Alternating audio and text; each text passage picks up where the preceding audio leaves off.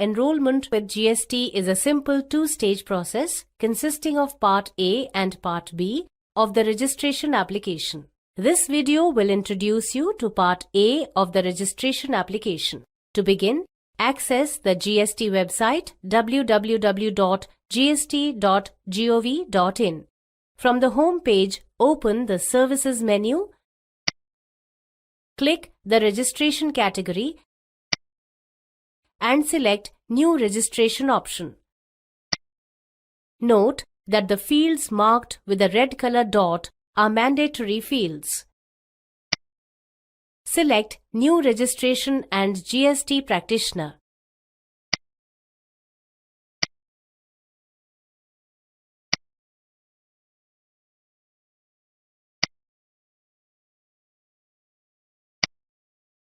Provide your basic information,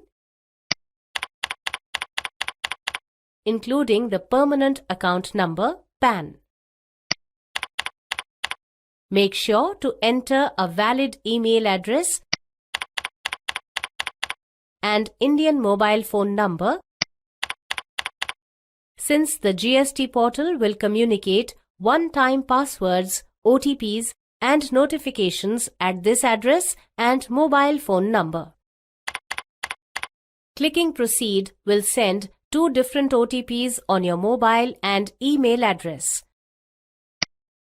On the next page, enter the OTP received in the email OTP field and the one received on mobile phone number in the mobile OTP field and click Proceed. This will complete Part A of the enrollment application and will generate a temporary reference number, TRN. Note down this TRN to fill the Part B of the enrollment application. Click Proceed. Enter the TRN that was generated on submitting Part A of the registration application. Enter the CAPTCHA as usual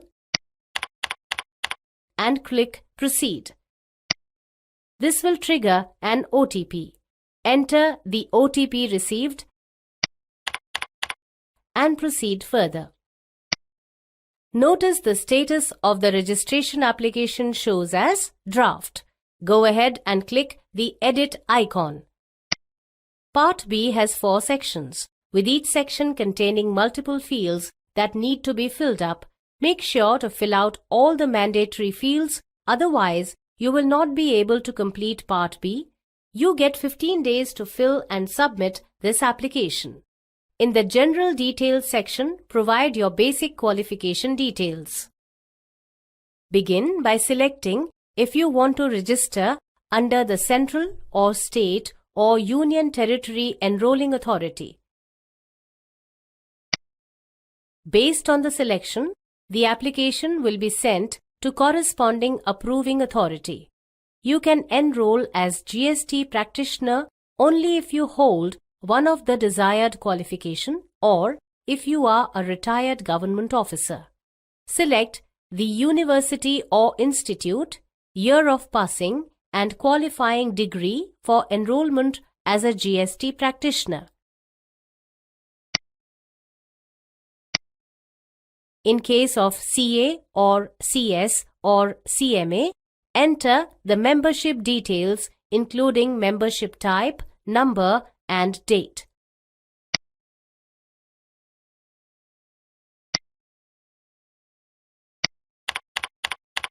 Upload a document supporting your qualification or proof of you being a retired government officer. Make sure the document is in PDF or JPEG format and of size up to 100 KB. Click Save and Continue to save this information. Notice the General Details section's color has now changed to blue and also has a tick on it indicating the section is filled. You can now navigate to any section of the application and start filling the application. In the Applicant Details section, enter the personal information like name, date of birth, father's name, gender, permanent account number, PAN, Aadhaar, and landline number.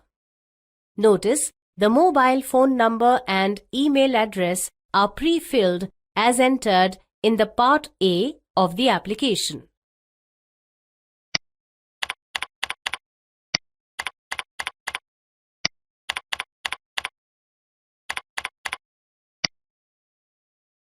Next, upload the photograph. Make sure the photograph is in JPEG format and size is less than 100 KB. Click the Save and Continue button. The next section allows entering the professional address. Provide professional address with PIN code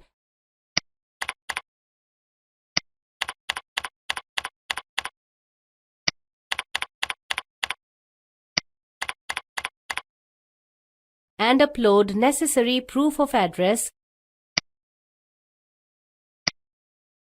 Make sure the document is in PDF or JPEG format and size is less than 1 MB.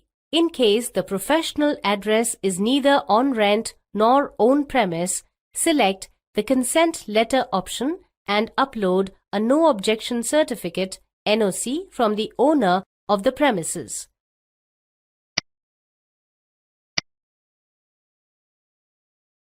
Once done, verify the application.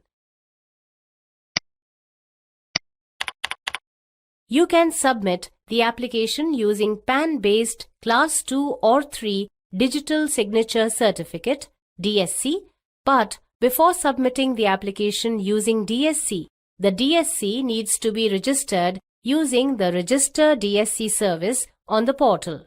Alternatively, the application can be submitted using the e-sign or Electronic Verification Code (EVC) option. Both these services are Aadhaar-based service and require you to have the mobile phone number registered with the Aadhaar database handy. In case of EVC, you will need to enter the OTP for authentication.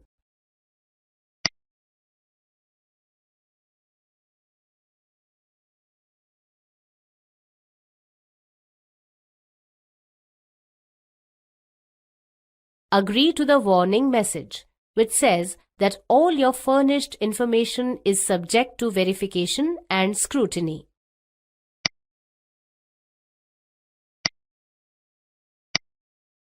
Upon successfully submitting Part B of the registration application, an acknowledgement reference number ARN will be sent on your mobile phone number and email address. It's that simple.